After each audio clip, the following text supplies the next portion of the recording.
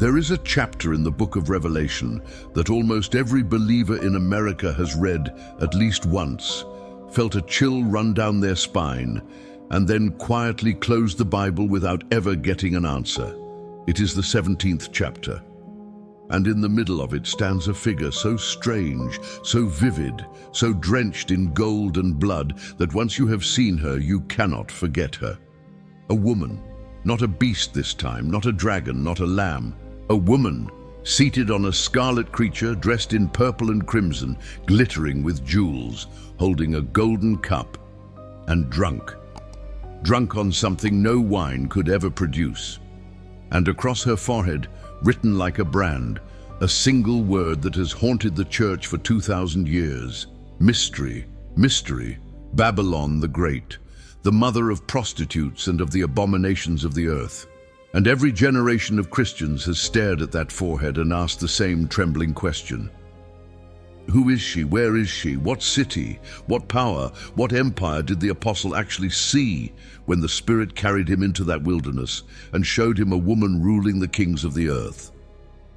You have probably already been handed an answer. In fact, you have probably been handed two, and they have been at war with each other for centuries. One side says the answer is obvious. She is Rome, the great city on 7 hills, the empire that spilled the blood of the martyrs, the seat of a religious power that has worn purple and scarlet and gold longer than any institution on earth. Case closed, they say. The 7 hills settle it.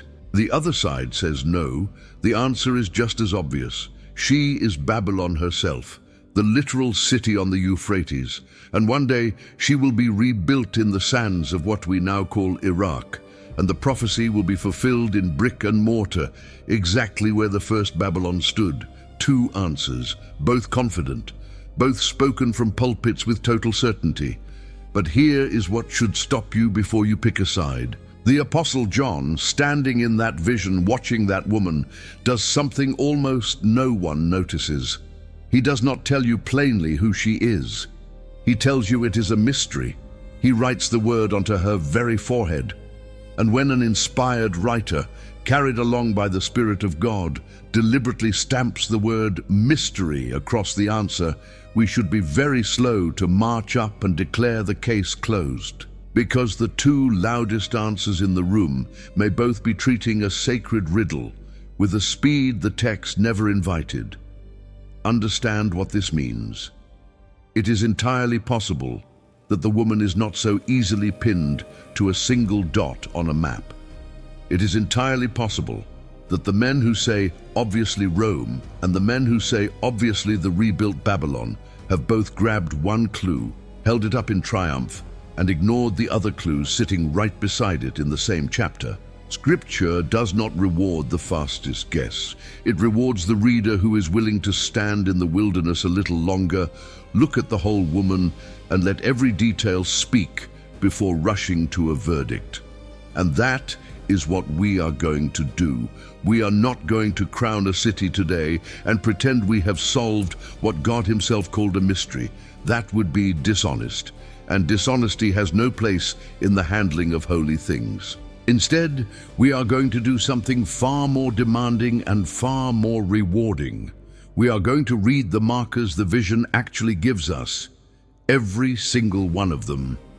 And we are going to let them narrow the field, tighten the frame, and press in on us until we arrive at something more unsettling than any single address could ever be. Because the truth is this: the answer to Babylon is not less than a place, but it is far, far more than a place. And the church has spent so much energy fighting over which city gets the label that it has almost entirely missed the terror the vision was built to deliver. We have argued about the map and ignored the mirror. Let me show you why this matters so much, and why it is not merely an academic puzzle for prophecy hobbyists. Scripture declares that this woman is drunk with the blood of the saints, and that the kings of the earth committed adultery with her, and that the merchants of the earth grew rich from the power of her luxury. Do you hear what that is? That is not a dusty ruin on a riverbank. That is a living power, a power that seduces rulers, spills the blood of the faithful, and enriches the traders of the whole world, all at the same time. Blood and gold, faith persecuted and commerce enthroned, woven together into one seductive body. That is what John saw, and that is what we keep flattening into a single street address so we can feel like we have understood it and move on. The text will not let us move on so easily, because in the very next breath the vision hands us a second scene, the fall of this woman in chapter 18, and it reads like an inventory, a shopping list. Gold and silver and precious stones and pearls, fine linen and purple and silk and scarlet, ivory and marble and cinnamon and spice, cattle and sheep and horses and chariots. And at the very end of that long glittering list, tucked in like the final and most damning entry, 3 words that should freeze the blood of every reader who has ever swiped a card without asking where the thing came from. And bodies and souls of men, slaves. Human lives, sold at the bottom of the cart, priced like cinnamon and cattle. That is the merchandise of Babylon. That is what she trades. And the moment you see it, the question stops being merely geographical. It becomes moral. It becomes personal. So we are going to do something the loudest voices in the debate almost never do. We are going to slow down. We are going to look at the woman before we look at the map.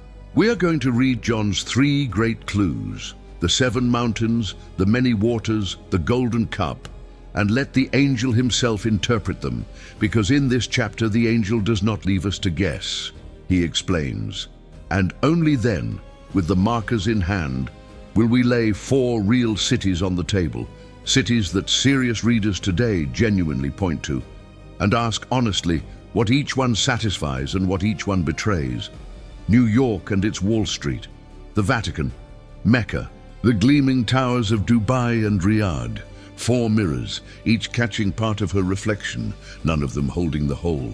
And when we have done all of that, we will arrive at the reversal that changes everything, the discovery that Babylon was never first a location, but a spirit, never first a city, but a system so ancient it goes all the way back to a tower on a plain where men said, "Let us make a name for ourselves," and so contemporary that it may be sitting in your own pocket, humming quietly, waiting for your next purchase. Because the final command of Revelation 18 is not identify the city. It is a voice from heaven, breaking through the smoke and the morning, crying, "Come out of her, my people."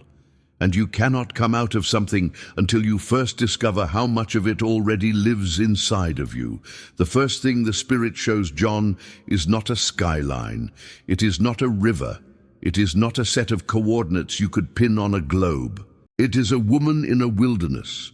And what she wears, what she holds in her hand, and what she rides upon will, before we are finished, quietly eliminate half the answers you were taught to trust. So let us go and stand where John stood.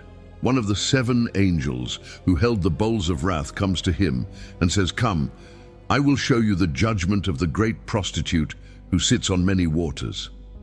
And then the Spirit carries John away into a wilderness. Notice that he is not taken up to a high mountain to see a golden city descending the way he will be later when he is shown the bride. He is carried out into a desert, a wasteland, to see this woman, as if the Spirit is telling him from the very first moment that whatever splendor she wears, she belongs to a place of desolation. Her glory is a mirage in a wilderness. And there she is, a woman seated on a scarlet beast that is covered with blasphemous names and has 7 heads and 10 horns. Look at her carefully, because every thread she wears is a message.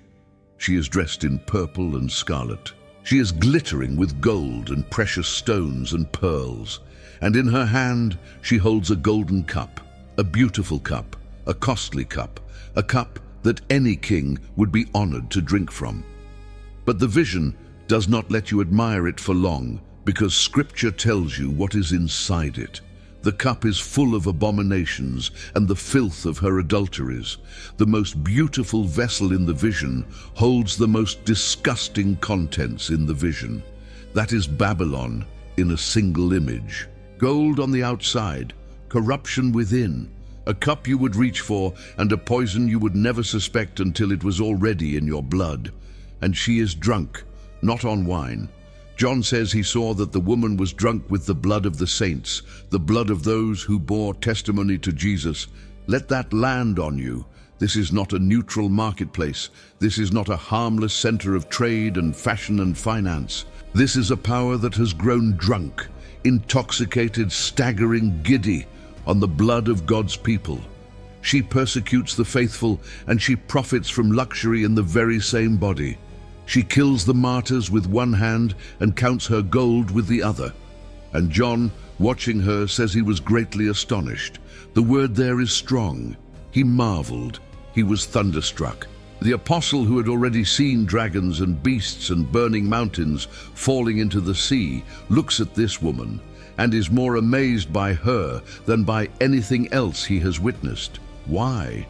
Because seduction is more astonishing than terror, a monster you can run from. But a woman dressed like a queen, holding a golden cup, smiling, she you might just walk toward. Now here is where we must be careful, because this is where most readers make their first mistake. They collapse the woman and the beast into one thing, but the vision keeps them distinct. She is the prostitute.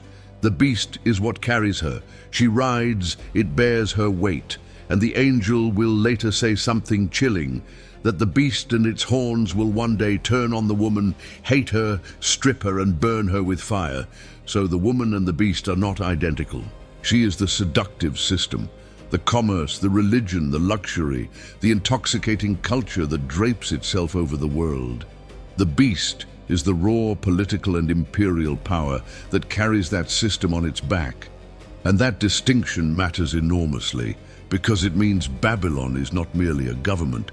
Governments are the beast. Babylon is something that rides upon governments, a spirit of commerce and false worship that uses political power as its mount and will happily change mounts whenever one collapses beneath her. And look again at the colors, because in the ancient world, colors were not decoration. They were declarations. Purple and scarlet were the most expensive dyes on earth. Purple was the color of emperors and kings, the color no ordinary citizen could afford to wear. Scarlet was the color of wealth, and in the corrupted temple systems of the ancient world, the color of a priesthood gone rich and proud. So the woman wears the robes of empire and the robes of religion at the same time. She is throne and altar fused into one figure. And then the gold and the pearls, those are the colors of the marketplace, the colors of the merchant and the trader. Empire, religion, and commerce, all stitched into a single garment on a single woman. That is the genius and the horror of the image. Babylon is not just a corrupt church, and she is not just a greedy market, and she is not just a bloody empire. She is all three, married together, drinking from one golden cup. Do you see now why, obviously Rome, and obviously the rebuilt city on the Euphrates, both feel too small the moment you actually look at her? A single ancient ruin cannot seduce the kings of the whole earth. A single denomination cannot enrich every merchant on the planet. What John saw is bigger than any one institution. It is a pattern, a garment that can be worn by whatever power is willing to put it on. And that is precisely why the vision opens not with a map, but with a woman. Because you can relocate a system, you can rebuild it, you can dress a new empire in the same old robes, but you cannot mistake the robes once you have truly seen them. And that brings me to something I need to place gently into your hands right here, at this exact moment in the journey. Because we have just uncovered that Babylon is a seduction before she is a location, a cup before she is a city, and that changes how urgently you need to be able to see her clearly. I prepared something special for you. It goes deeper into this very vision, a guide that walks through the symbols of revelation the way we are walking through them now, unhurried and reverent, pulling apart the images so you are never again at the mercy of whoever shouts the loudest interpretation.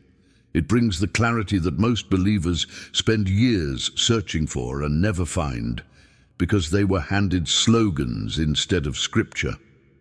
If you have ever felt that gnawing sense that there was more in these chapters than anyone ever showed you, that something was missing from what you have been taught, this was made for that exact feeling.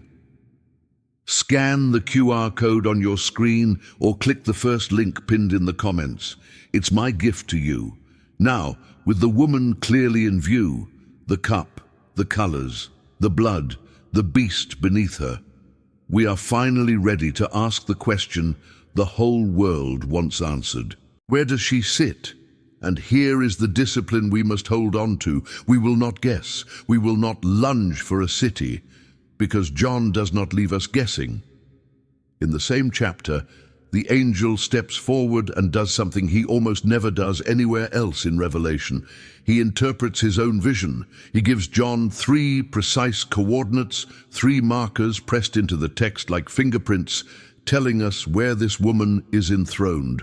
3 clues. And the very first of them is the single most misunderstood line in the entire chapter, the one line that 1,000 sermons have grabbed, waved in the air, and completely misread. The angel sees John staring in astonishment, and he says, "Why are you astonished? I will explain to you the mystery of the woman and of the beast she rides." And then he gives the 3 clues. Hold them in your hands one at a time, because each one has been abused by someone in a hurry. The first clue is the mountains. The angel says, this calls for a mind with wisdom. The 7 heads are 7 mountains on which the woman sits. And there it is, the line that launched 1,000 certainties. 7 mountains, 7 hills.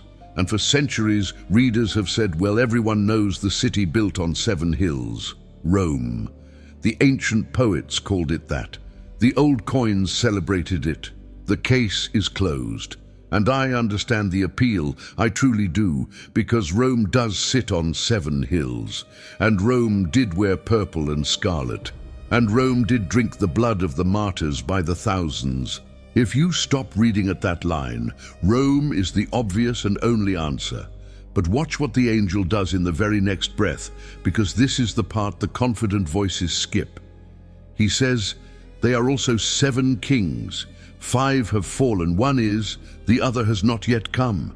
The angel refuses to let the 7 mountains stay merely geographical. He immediately lifts them off the ground and turns them into kings, into a succession of empires, powers rising and falling across time. In other words, the Spirit is warning us not to reduce this to a postcard of one skyline. The 7 mountains are not just a place, they are thrones. They are a line of world powers that the woman has ridden across the centuries, one after another, the way a rider changes horses without ever leaving the saddle. So Rome is in the picture, but Rome is one head, not the whole beast. The woman was riding before Rome, and the vision hints she will still be riding after it. The mountains are real, but they are also a warning against the very simplicity everyone wants to impose on them. The second clue is the waters. Remember how the angel first summoned John? He said, "Come, I will show you the great prostitute who sits on many waters." And you might picture a city on a river. And again, that is exactly how people have argued for a rebuilt Babylon on the Euphrates, or for a maritime trading power on the sea. But once more, we do not have to guess, because the angel interprets himself. Later in the chapter he says plainly, "The waters you saw, where the prostitute sits, are peoples, multitudes, nations, and languages." There is the interpretation, straight from the mouth of heaven. The many waters are not one river, they are the whole surging ocean of humanity, every people, every crowd, every nation, every tongue. Babylon does not sit on a stream, she sits on the world. She is enthroned over the entire restless sea of mankind. And that single interpreted clue quietly dismantles the idea that she is one small city on one particular riverbank. A ruin on the Euphrates cannot sit on all the peoples of the earth. What John saw sprawls across the whole of humanity. And the third clue is the cup. We have already looked at it, but now we must understand how it functions, because it tells us how she rules. The golden cup in her hand is how she conquers. Notice that Babylon is never described as sending out armies to force the nations into submission. That is the beast's work, brute power. Babylon's power is subtler and far more dangerous. She holds out a cup, and the nations drink. The kings of the earth committed adultery with her, and the inhabitants of the earth were made drunk with the wine of her adulteries. She does not conquer by the sword. She conquers by seduction, by luxury, by prosperity so intoxicating that the whole world lifts her cup to its lips and never notices the poison at the bottom.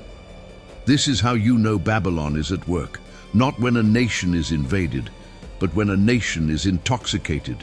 Not when people are dragged toward her in chains, but when they walk toward her cup, smiling, thirsty, certain they are simply enjoying the good life.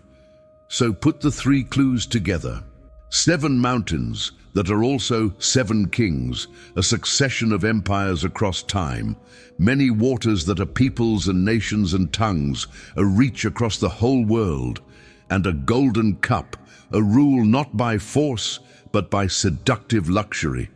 And ask yourself honestly, does that sound like one dot on a map? Or does it sound like something that transcends every single map ever drawn? A power that has ridden from empire to empire, that sits over all the peoples of the earth, that rules not by armies, but by appetite.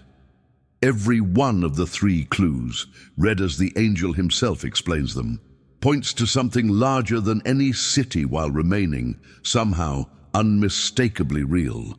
And I want to pause right here, because if you are still with me, if your heart is leaning in, if you are feeling that holy hunger to understand what most believers walk past, then I have something waiting for you.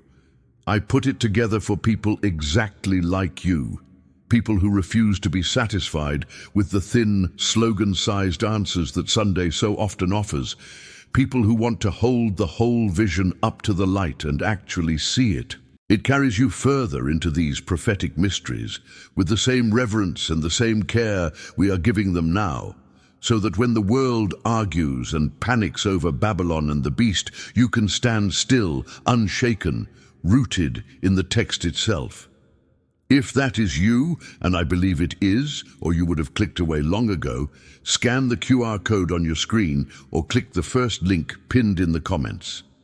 It was prepared for this moment, for someone exactly like you. Now here is where the vision does something surprising.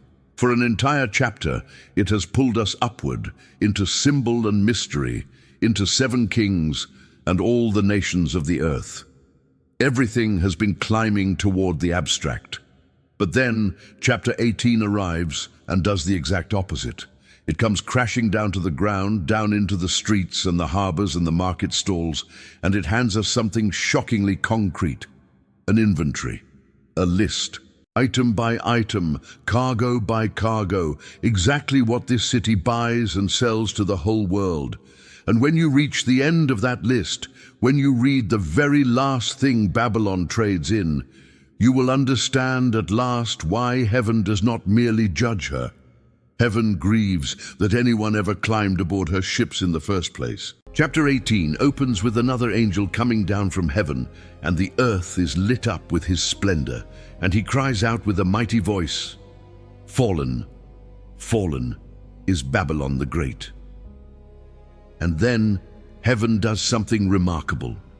It reads her eulogy in the form of a receipt, because the way the vision proves what Babylon truly was is not by describing her temples or her palaces. It is by listing her cargo. What a city trades in tells you what a city loves. And so the Spirit walks us down the manifest of her ships, and it is staggering. Listen to it, because every item is a brushstroke in the portrait. The merchants of the earth weep and mourn over her, scripture says, because no one buys their cargo anymore. And then comes the list. Cargo of gold and silver, precious stones and pearls, fine linen, purple, silk and scarlet, every kind of citron wood and articles of ivory, and every kind of object made of costly wood, of bronze, of iron, of marble. Do you hear the sheer opulence of it? This is not the trade of a poor town. This is the luxury trade of a global capital.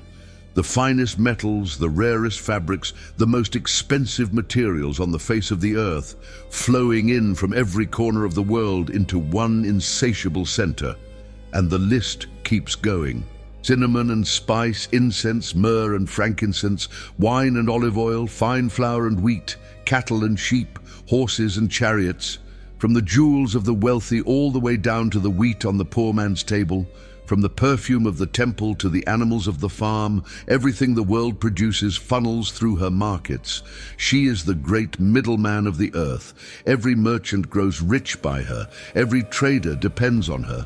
The whole economy of the planet leans on this one seat of commerce. And when she falls, they do not weep for justice. They weep because their revenue has collapsed. Read it again and you will see it. They mourn, saying, "Woe, woe, the great city, where all who had ships on the sea grew rich from her wealth. In 1 hour such great wealth has been brought to ruin. They are not grieving her sin, they are grieving their loss. Their tears are the tears of shareholders watching a market crash. But now brace yourself, because the list is not finished, and heaven has saved the most damning entry for the very end. After the gold, after the silk, after the spices and the wheat and the cattle and the horses and the chariots, comes the final cargo, and bodies and souls of men, slaves and human souls. There it is. At the bottom of Babylon's shopping cart, listed right after the livestock, come human beings, bodies. And then, as if the word bodies were not heavy enough, the Spirit adds 3 more words that no one who fears God can read without trembling, and souls of men. Human lives, human dignity, the very souls that bear the image of the living God, reduced to merchandise, priced and packed and shipped alongside the cinnamon and the cattle. That single line is the moral verdict of the entire vision. This is how you know Babylon for certain. Not by her skyline, not by her hills, not by her flag. You know her by this. She is a system so consumed by profit that at the bottom of her ledger, human beings have become inventory. She will trade in anything. She will price anything. She will sell anything, including the one thing that is not hers to sell, the soul of a man made in the likeness of God. And the placement of it in the list is deliberate and devastating. The soul of a man comes last, after the horses, after the chariots, as if to say, in Babylon, the human being is the final commodity, the cheapest afterthought, the thing you throw in at the end of the transaction. That is her true face. Underneath all the gold and the purple and the glittering cup, she is a machine that turns people into product. And now, step back and ask what kind of place this describes.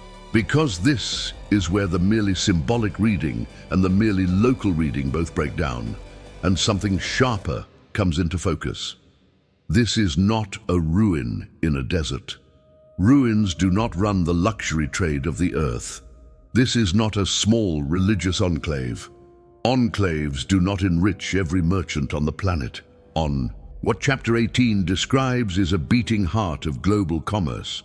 A center so central that when it stops, the traders of the whole world go bankrupt in a single hour, and the sea captains stand far off, watching the smoke, crying out, "What city was ever like this great city? This is a financial and commercial capital of the entire earth."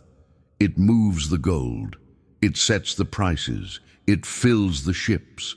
And it has grown so comfortable with its own power that it has stopped noticing the human cost stacked at the bottom of its cargo. And do you feel how the vision has quietly turned the mirror around to face you? Because we do not stand outside this list, innocent, merely reading it. We live inside a global market. We wear the linen and the scarlet. We drink the wine and burn the incense. We fill our carts. And how often do we ask what heaven asks? Who paid the price at the bottom of this list? Whose hands, whose backs, whose souls were quietly folded into the cost of my comfort? Babylon does not survive because a handful of wicked kings command it. Babylon survives because millions of ordinary people keep drinking from the cup and never look at the bottom of the ledger. The horror of chapter 18 is not only what Babylon sells, it is that the whole world keeps buying. So we have the portrait now drawn in full. A woman who is a system, not merely a city, a power that rides upon empires and rules by seduction, a seat enthroned over all the peoples of the earth, a market that trades the luxury of the world and prices the souls of men at the bottom of the cart. And with that portrait finally complete, we can at last do what the whole world wants to do: hold it up against the real map, against the actual skylines of our own century, and ask the dangerous question out loud. Because 4 cities on this earth right now are named by serious readers as the possible face of Babylon. 4 real places that people study and argue over today. And here is what makes it so unsettling. Each one of them fulfills a genuine part of the vision. And each one of them betrays another part. Let me show you all 4, honestly, one at a time. Begin with the one that leaps off the page the moment you finish reading that cargo list: New York. And behind New York, the narrow street that runs the money of the planet, Wall Street. If chapter 18 is a portrait of a global financial capital, then here is the city that has worn that crown for 100 years. The merchants of the earth have grown rich by her, and that is not a metaphor here. It is a description of a stock exchange where the wealth of nations rises and falls every single day. The gold and the silver, the linen and the silk, the commodities of the whole world, their prices are set, traded and multiplied in that 1 square mile of towers. When that market crashes, the sea captains of the modern world, the shipping lines, the corporations, the economies of entire continents, stand far off and weep, exactly as chapter 18 says. And she has her harbor, her ships, her endless flow of cargo from every nation on earth. In the language of pure commerce, no city on the planet fits the inventory of Babylon more precisely than this one. And yet, hold the whole vision up, and New York begins to slip. Because Babylon is not only a market, she is a woman in purple and scarlet, holding a golden cup of religious abomination. She is a spiritual power, drunk on the blood of the saints, seducing the world into false worship. New York is many things, but it is not a religious throne. It does not sit on 7 hills that were also 7 kings, stretching back through the empires of history. It has no ancient priesthood, no purple-robed spiritual reign over the kings of the earth. It satisfies the commerce of Babylon almost perfectly, and it satisfies the religion of Babylon almost not at all. It is half the mirror, a powerful half, but only half. So turn to the city that fills in exactly what New York lacks: Rome, and at its heart, the Vatican.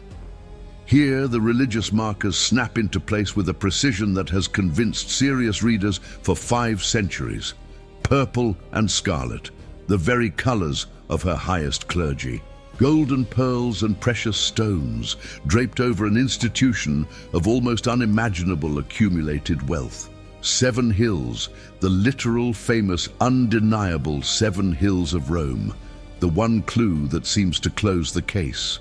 And a spiritual power that has genuinely reigned over the kings of the earth, crowning them and deposing them across the long centuries, in a way no financial market ever has. When the reformers of old read Revelation 17, this is the woman they saw, and you can understand why. The religious half of the vision fits her like a tailored robe. And yet, once again, Hold up the whole vision, and the Vatican begins to slip in the opposite direction. Because Babylon is not only a spiritual throne, she is the engine of the world's luxury trade, the seat where the merchants of the earth grow rich, the market whose collapse bankrupts the shipping of nations in a single hour. Rome does not move the commodities of the planet. It does not set the price of gold or fill the cargo holds of the world's fleet. It satisfies the religion of Babylon beautifully and the commerce of Babylon barely at all. It is the other half of the mirror. Put New York and the Vatican side by side, and you almost have the whole woman. But no single city is both the market and the altar at once. Now widen the field, because two more cities enter the conversation among serious readers today. Consider Mecca. Here is a center of pilgrimage, unlike almost any other on earth. Millions upon millions of the peoples, multitudes, nations and tongues streaming toward one point, year after year, exactly the language the angel used for the many waters. It is a religious magnet for a fifth of humanity, ringed now by staggering towers and wealth, a place where devotion and commerce visibly intertwine. For those who read Babylon as a false center of world worship, Mecca is impossible to ignore. And yet, hold up the whole vision, and it slips as well. Mecca is not the merchant capital of chapter 18. It does not sell the gold and silk and souls of the world's markets to every trader on the sea. It gathers the nations, but it does not enrich the merchants of the earth. Another partial reflection. Another piece, not the whole.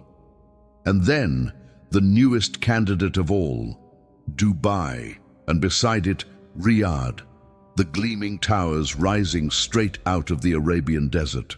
And here something eerie happens, because remember where the Spirit carried John to see her, into a wilderness, into a desert.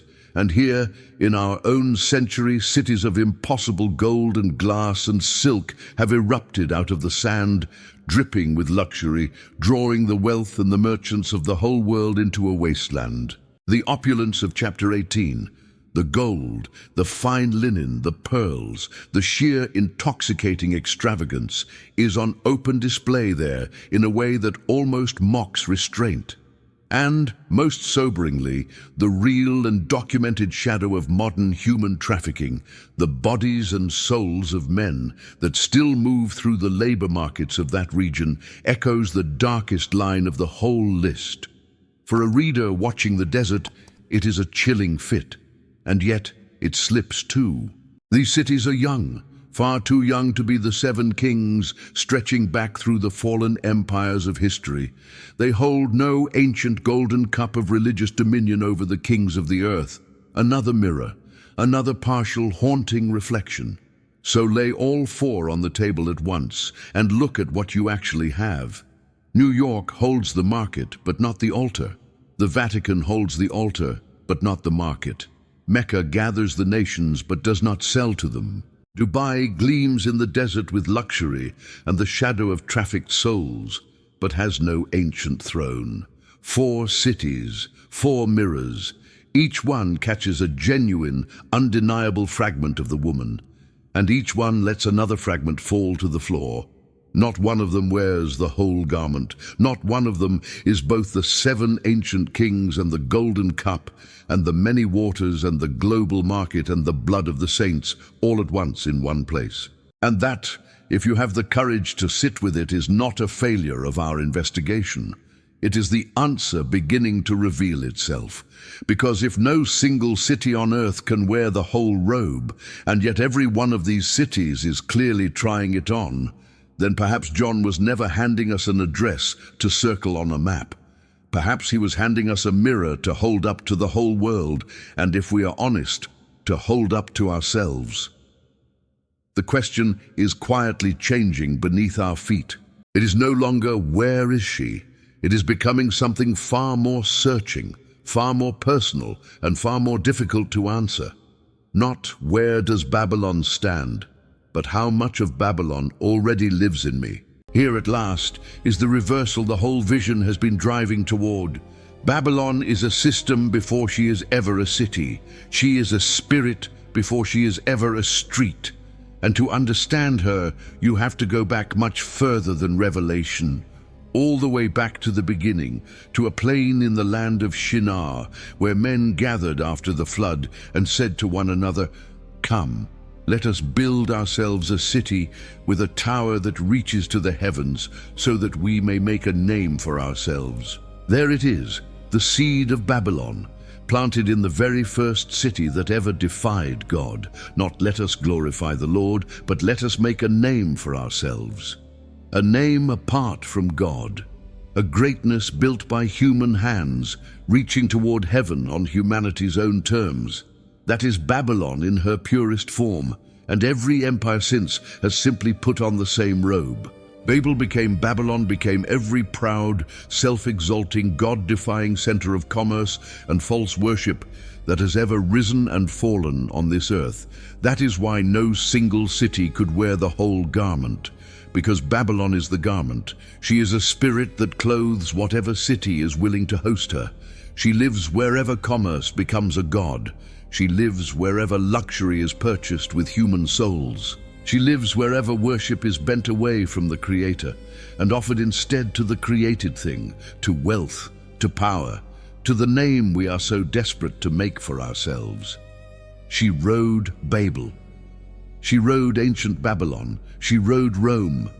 And she is riding still, moving from mount to mount, changing skylines the way a rider changes horses, always the same woman underneath the changing scenery.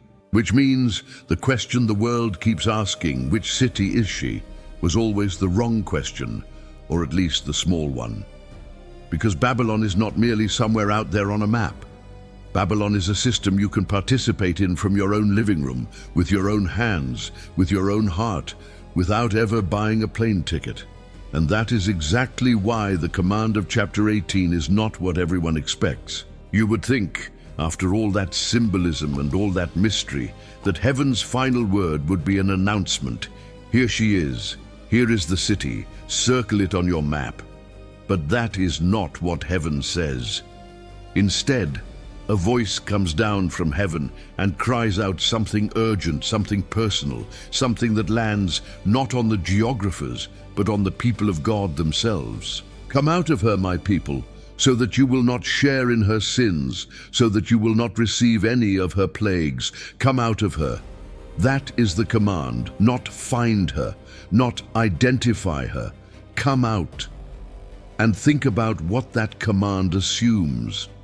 You cannot be told to come out of a place you were never in. The very instruction reveals the terrifying truth the whole vision has been circling, that God's own people, the ones he calls my people, are somehow already inside her, already drinking from the cup, already tangled in the system, already, in ways they may never have examined, participants in Babylon.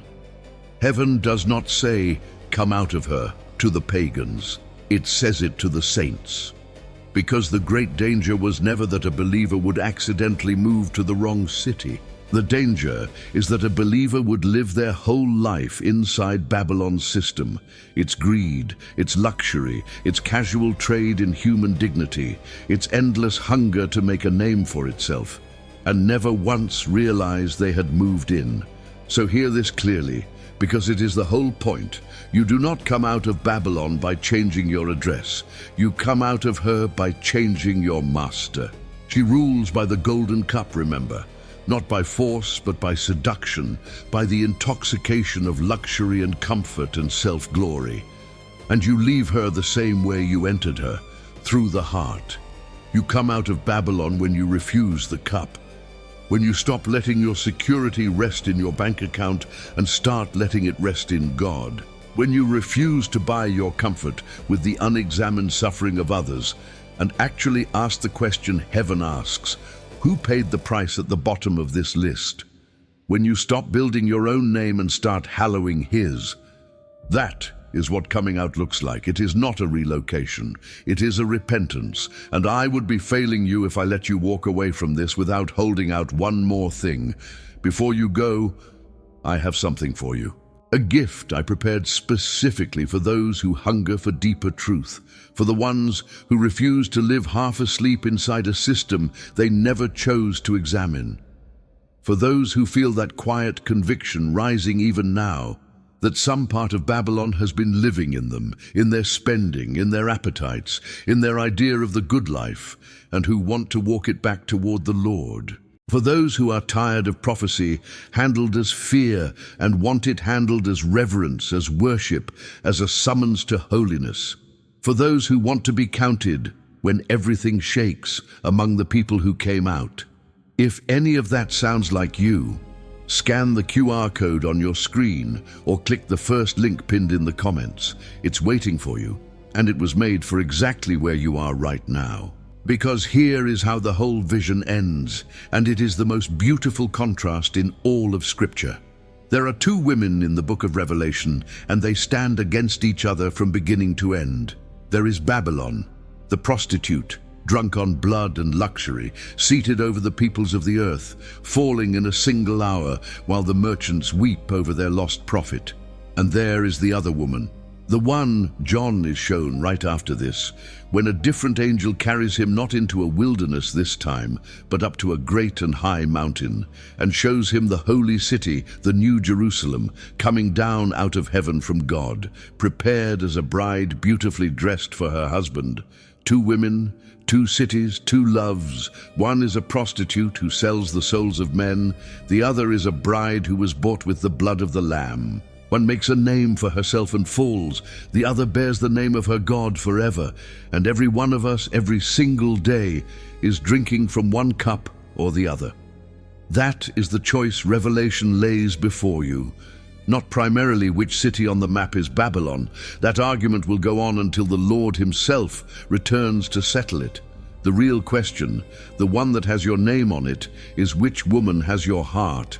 Whose cup are you lifting to your lips? Whose name are you building? When the smoke of Babylon finally rises and the sea captains stand far off and weep, will you be found among the merchants mourning their lost wealth, or among the people who heard the voice from heaven and came out and lifted their eyes to the city whose builder and maker is God?